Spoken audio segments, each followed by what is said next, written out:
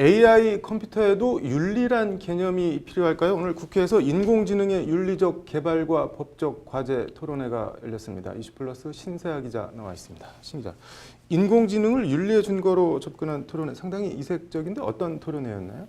네, 한국인공지능법학회와 카이스트 인공지능연구소 공동 주최로 학계와 과학기술계 그리고 산업계 또 정부 관계자들이 두루 참석해서 토론회 제목처럼 인공지능의 윤리적 개발과 구체적인 입법 과제에 대한 심도 깊은 토의가 진행이 됐습니다. 네. 토론회를 후원한 국회 4차 산업혁명 특별위원회 바른미래당 간사 신용은 의원은 인공지능 개발은 근본적으로 인간과 인공지능 사이의 갈등을 최소화해야 한다. 인공지능에 대한 더 많은 윤리적 고민이 필요하고 그 고민이 관련 산업 발전과 인간 삶의 조화로운 발전으로 진행이 돼야 한다라고 토론의 취지를 설명했습니다. 알 듯 모를 듯 좀 어려운데 인간과 인공지능 사이의 갈등? 구체적인 예를 든다면 어떤 게 있을까요? 일단 최근 미국에서는 네. 우버 자율주행차가 잘못된 상황을 판단을 해서 지나가던 여성 보행자를 치어서 사망하게 하는 사고가 발생을 했었습니다. 네. 그래서 이 사건이 이제 인간과 인공지능 사이의 갈등, 또 인공지능의 윤리적 딜레마를 단적으로 보여주는 사례 아닐까 싶은데요. 네. 이 브레이크 고장 등의 위급 상황이 발생을 했을 때 AI가 과연 어떤 선택을 할 수 있느냐, 또 네. 어떻게 보면 이런 기술적인 문제가 네. 그대로 윤리나 도덕 문제로 직결이 되는 건데요. 네. 이에 대한 어떤 이제 스탠더드한 정립과 또 법제화가 필요하다 이런 취지의 토론회로 이해하시면 될 것 같습니다. 네. 스탠더드라고 했는데 관련 기준이나 규범 같은 게 지금 정립이 돼 있는 게 있나요?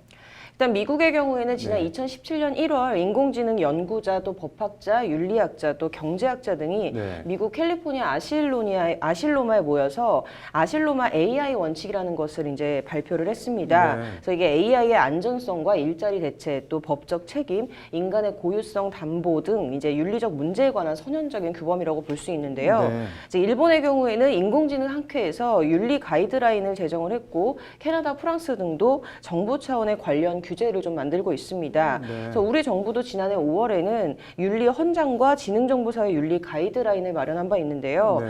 근데 이제 그 수준이 좀 원론적 거시적 논의에 그치고 있어서 좀 더 정교한 모델 개발과 또 제도 마련으로 나아가야 한다는 게 참가자들의 지적입니다. 구체적으로 뭘 어떻게 해야 한다고 하던가요?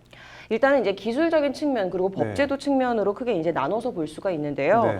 기술적으로는 인공지능의 안전성 확보를 위해서 비예측적이고 비의도적인 행위의 발생 가능성을 낮추는 이런 시스템 설계와 또 고도화된 AI 시스템을 쉽게 이해하고 작동시키는 디버깅 툴 및 또 테스트 환경 개발, 또 그리고 고장이나 오작동이 발생을 했을 때 네. 시스템을 정지하고 수정할 수 있는 기술 개발 등의 필요성이 제시가 됐습니다. 네. 그래서 아울러서 또 관련 원천 기술 연구와 개발이 반드시 이제 병행이 돼야 된다는 데도 참가자들이 인식을 네. 같이 했습니다.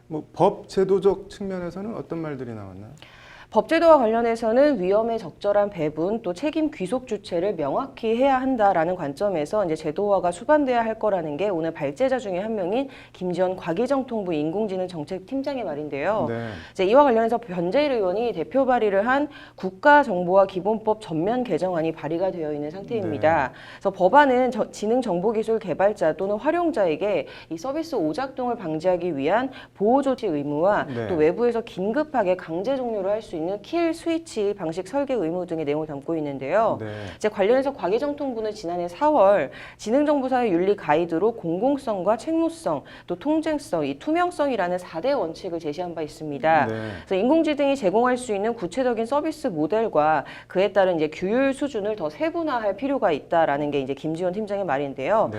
종합을 하면은 이제 선한 목적으로 인공지능 기술이 개발돼야 된다. 그래서 이를 위해서는 이제 규범 차원을 넘어선 법제도 마련이 필요하다라는 주장입니다. 네, 선한 목적으로 인공지능 기술이 개발돼야 한다. 참 와닿는 말인 것 같네요. 오늘 잘 들었습니다.